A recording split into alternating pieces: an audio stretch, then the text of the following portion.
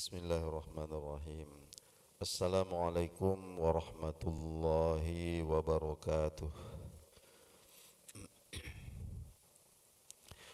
Alhamdulillahi rabbil alamin. Allahumma salli wa sallim ala asyrafil mursalin sayyidina wa maulana Muhammadin wa ala alihi wa ashabihi ajma'in, amma ba'du. Qala al-muallifu rahimahullahu ta'ala wa nafa'ana bi'ulumihi sirru hadhihi zakati wa hikmatuha ila akhiril ibarah. Alhamdulillah, ma'asyiral muslimin wal muslimat rahimakumullah. Hari ini kita masuk pada hari yang pertama bulan Zulhijjah. Jadi tadi malam pemerintah sudah melakukan sidang isbat. Jadi hari raya Idul Adha atau 10 Zulhijjah insyaallah jatuh pada hari Jumat pekan depan. Jadi kita hari-hari pertama Zulhijjah ini Nabi kita Shallallahu Alaihi Wasallam sebutkan adalah hari-hari yang terbaik. Di sini disunnahkan untuk menambah atau memfokuskan diri untuk katakanlah memperbanyak ibadah-ibadah kita, wabil khusus berpuasa di 9 hari pertama ini, terutama hari ke-8 dan hari ke-9 nanti Zulhijjah. Begitu juga untuk yang sudah bulat hatinya berkurban, maka mulai sekarang ini sudah makruh hukumnya untuk memotong kuku, memotong rambut, sampai nanti hewan sembelihannya selesai disembelih. Itu mungkin perlu kita ingatkan. Selanjutnya kita masuk pada kajian kita. Mungkin ada pertanyaan tentang penyembelihan ini. Kenapa ribet sekali? Harus inilah, harus begitulah dan lain sebagainya. Tentu ini ada hikmah.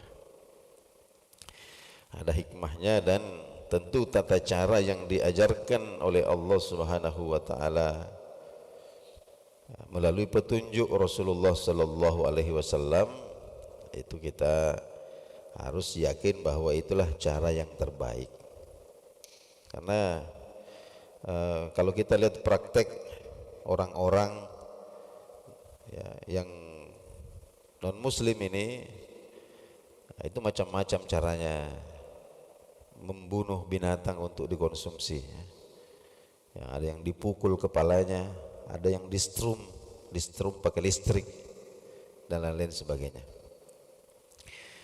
Ini kan lebih cepat, lebih simpel. Ya, tentu tata cara penyembelihan yang telah ditetapkan oleh syariat itu tentu ada hikmah yang besar. Ya. Di sini muallif Syekh Yusuf Al-Qardawi sebutkan bahwa sepengetahuan kami, kata beliau, kama yaluhu lana, sepengetahuan kami, penyembelihan yang dengan tata cara yang telah ditetapkan syariat itu adalah izhaku ruhil haywani bi aqsari tariqin yurihuha bi ghairi ta'zibin. Jadi itu adalah cara untuk melepaskan ya, ruh atau nyawa daripada hewan yang disembelih itu dengan cara yang paling mudah. dan paling tidak menyakiti. Artinya paling unsur menyakitinya itu paling minim dengan cara-cara yang seperti itu. Oleh karena itu usturitatil alatul muhaddadah, disyaratkan itu alat yang dipakai adalah alat yang sangat tajam. Kemudian disyaratkan penyembelihannya itu di leher, ya, di lehernya.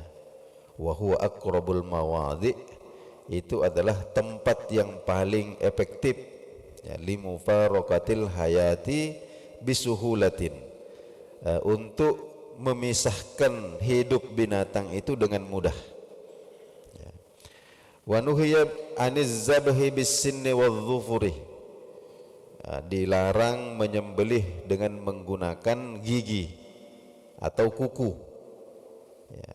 Kenapa? Li'anna zibha bihima ta'zibun lil haywan. Karena itu akan membuat hewan itu sangat tersiksa. Matinya itu lama.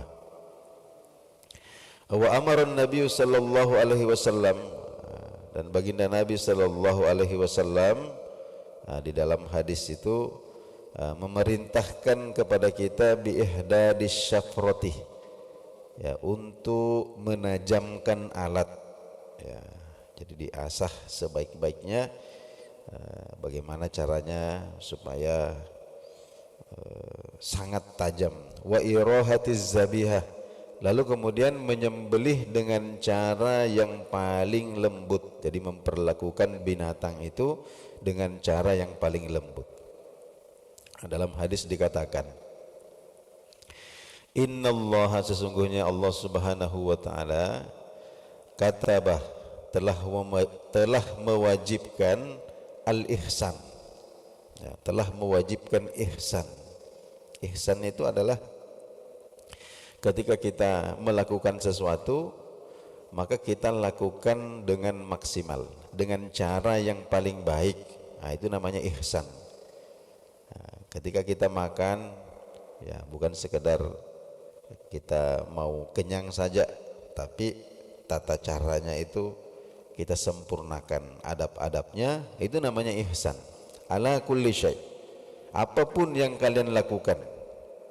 Bahkan fa idza qataltum, seumpama kita ini dalam peperangan dan kalian terpaksa membunuh, fa ahsinul qatlah, maka lakukanlah sebaik mungkin.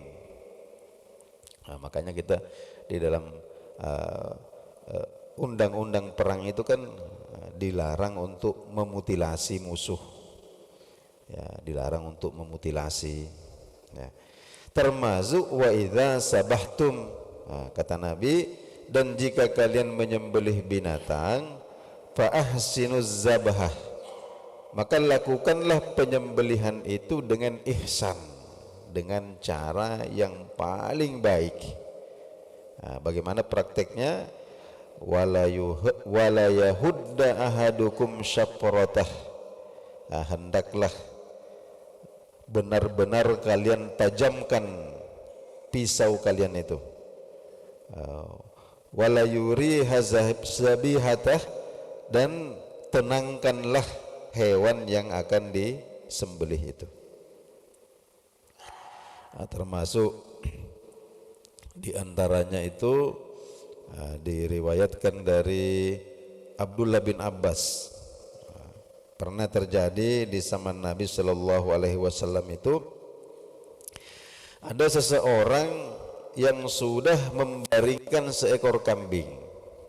Jadi kambingnya ini sudah dibaringkan dalam posisi siap untuk disembelih. Wa huwa yahuddu syafratahu. Ketika itu barulah dia mengasah pisaunya. Jadi kambingnya sudah berbaring, posisi sudah siap disembelih, pisau itu baru diasah. Diasah itu di depan matanya kambing itu lagi. Faqala Nabi sallallahu alaihi wasallam, maka baginda Nabi menegur orang itu, ditegur. Apa sabda Nabi? Aturidu an tumitaha mautatin? Apakah kamu mau membunuh kambing itu berkali-kali? Ya. Ya. Hal ahdadata syafrataka qabla an tadja'aha. Kenapa tidak kau asah pisaumu dulu baru kau baringkan kambingmu itu? Nah, itulah petunjuk Nabi sallallahu alaihi wasallam. Pernah juga Sayyidina Umar. Ini Sayyidina Umar wara'a rajulan, melihat ada seseorang yashabu syatan, ya menyeret-nyeret seekor kambing, ya menyeret seekor kambing birijliha, dengan mengikat kakinya. Jadi kakinya itu diikat pakai tali kemudian diseret, liyazbahaha, untuk disembelih. Faqala lahu, maka Sayyidina Umar berkata, Sayyidina Umar tegur laki-laki itu. Sayyidina Umar katakan, wailak, waduh celaka kamu ini, ya. Qudha ya, ilal mauti, antarkanlah kambing ini menuju kematiannya, kau dan jamila, dengan cara yang paling baik. Ya. Kemudian wa qad kana ahlul jahiliyah. Jadi orang-orang jahiliyah dulu itu yujibbuna asnimatal ibil wa hiya hayyah. Ya, ada kebiasaan memotong punuk unta hidup-hidup. Jadi punuknya itu dipotong, untanya masih hidup. Jadi unta tidak disembelih, hanya punuknya saja dipotong untuk dikonsumsi. Wa yaqta'una ilyatal ghanam, atau kadang mereka ini memotong paha kambing, ya, memotong paha kambing hidup-hidup. Wa kana fi dzalika ta'zibun li hadhil haywanati. Ini semua termasuk perbuatan menzalimi binatang. Maka fawwatan Nabi sallallahu alaihi wasallam, maka baginda Nabi sallallahu alaihi wasallam menghilangkan kebiasaan itu. Wa harrama alaihimul intifa bihadhil ajza, dan mengharamkan mengkonsumsi potongan-potongan dari binatang yang masih hidup. Faqala, beliau bersabda, ma kuti'a minal bahimah, bahagian yang dipotong dari seekor binatang, wahiyya hayyatun, hidup-hidup, fahuwa maitatun, itu termasuk bangkai, termasuk bangkai.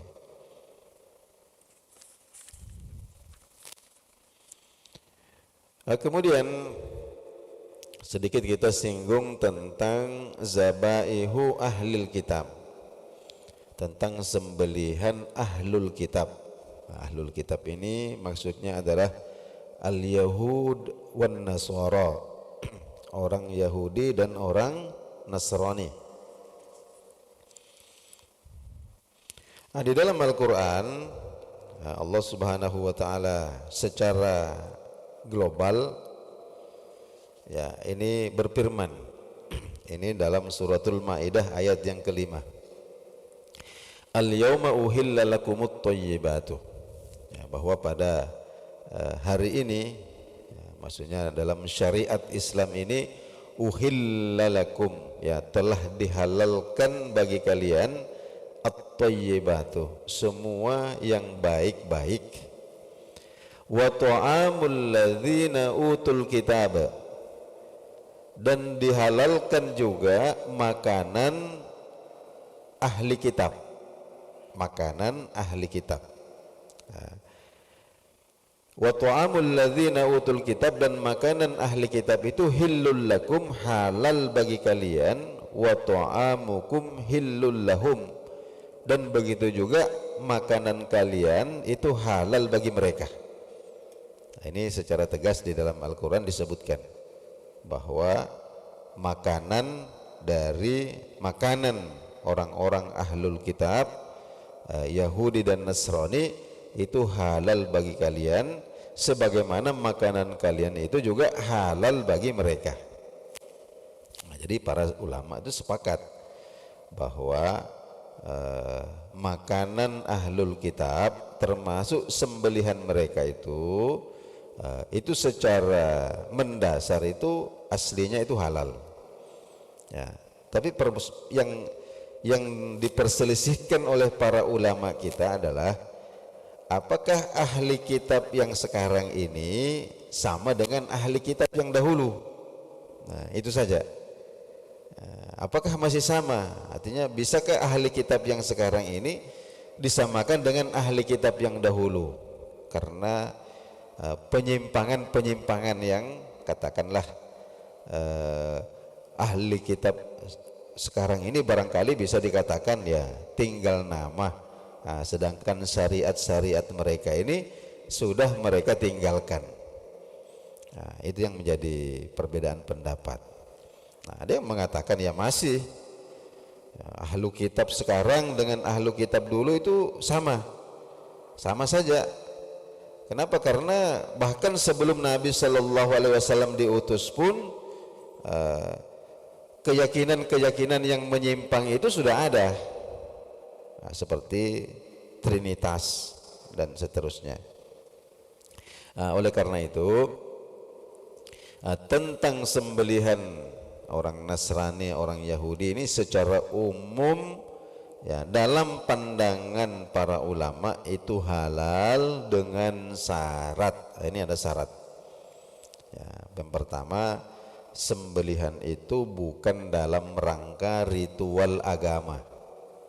Nah, jadi sembelihan itu bukan dalam rangka ritual agama, bukan untuk perayaan hari-hari hari-hari besar mereka itu. Nah.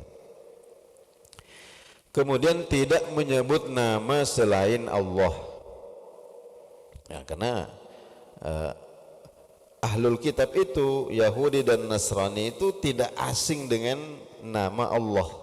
Ya. Kemudian selanjutnya adalah bagaimana kalau kita tidak mengetahui prosesnya. Ya, kalau kita tidak tahu prosesnya ini, sembelihannya ini untuk ritual agama kah atau tidak, menyebut nama Allah kah atau tidak, nah, maka kita juga tidak diwajibkan. Ya, kita jadi walaisa 'alal muslim ayyas'ala amma ghaba anhu. Nah, tidak ada kewajiban bagi kita untuk menanyakan sesuatu yang tidak kita saksikan. Kaifa kanat tazkiyatuhu, ya, kaifa kanat tazkiyat, bagaimana penyembelihannya, apakah memenuhi syarat atau tidak. Wa hal dzukira ismullah 'ala zabiha allam yudhkar, ini sembelihan ini disebutkan nama Allah atau tidak. Ya, selama yang menyembelih itu adalah seorang muslim, kalau yang menyembelih ini seorang muslim atau yang menyembelih ini adalah ahlul kitab, meskipun dia ini orang jahil atau orang fasik, ya, fahalalun akluhu, maka kalau kita mau makan ya halal saja. Ya. Nah, ini pernah terjadi. Ini disebutkan dalam hadis Bukhari. Dalam hadis Bukhari, anna qauman, ya, ada beberapa orang datang kepada Nabi Sallallahu Alaihi Wasallam dan bertanya. Faqalu, mereka bertanya, inna qauman ya'tunana bil lahmi, ada orang yang datang kepada kami membawakan daging. Nah, datang bawa daging kepada kami. La nadri, kami tidak tahu, adzakarusmallahi alaihi amla, ketika disembelih itu apakah mereka menyebut nama Allah atau tidak. Nah, ini ditanyakan kepada Nabi Sallallahu Alaihi Wasallam. Ya Rasulullah, sering ada orang yang datang kepada kami membawa daging, ya, tapi kami tidak tahu ini disebut nama Allah atau tidak. Ya mungkin mau tanya juga tidak enak lah, kalau dibawakan daging kok ditanya-tanya itu. Ya, intinya yang menyembelih ini adalah orang yang halal dimakan sembelihannya, katakanlah seorang muslim atau ahlul kitab. Ya, meskipun bukan orang alim, orang jahil, atau bukan orang solih, orang fasik. Tapi seorang muslim atau ahlul kitab datang bawa daging, nah, kita tidak tahu ini sembelihannya menyebut nama Allah atau tidak. Bagaimana ya Rasulullah itu? Faqala alaihi salatu wassalam, maka baginda Nabi sallallahu alaihi wasallam bersabda, sammullaha alaihi wa sammullaha alaihi antum wa kulu. Ya, sebut nama Allah, baca bismillah saja baru makan. Ya, baca bismillah kemudian makan sudah. Nah, jadi jika demikian prakteknya, maka kita tidak tergolong orang yang memakan sesuatu dengan selain nama Allah Subhanahu wa taala. Jadi kita ingin tegaskan kembali bahwa kita tidak diwajibkan untuk katakanlah terlalu meneliti sampai menanyakan cara penyembelihannya dan lain sebagainya. Yang penting yang menyembelih itu adalah orang yang halal dimakan sembelihannya. Jadi seorang muslim atau ahlul kitab. Ya, tidak mesti orang alim, tidak mesti orang solih. Ya, begitu saja. Nanti kalau umpama kita mau makan, kita sebut nama Allah, kita bismillah saja, lalu kemudian kita makan. Nah, baik Bapak dan Ibu jamaah subuh sekalian rahimakumullah. Nah, inilah dahulu kajian kita pada subuh hari ini. Nah, insyaallah besok subuh kita lanjutkan kembali. Kita akan membicarakan tentang as-swaidu atau hewan buruan. Nah, inilah kajian kita subuh hari ini. Kita akhiri dengan doa kafaratul majlis. Subhanakallahumma wa bihamdik asyhadu an la ilaha illa anta astaghfiruka wa atubu ilaik. Wassalamualaikum warahmatullahi wabarakatuh.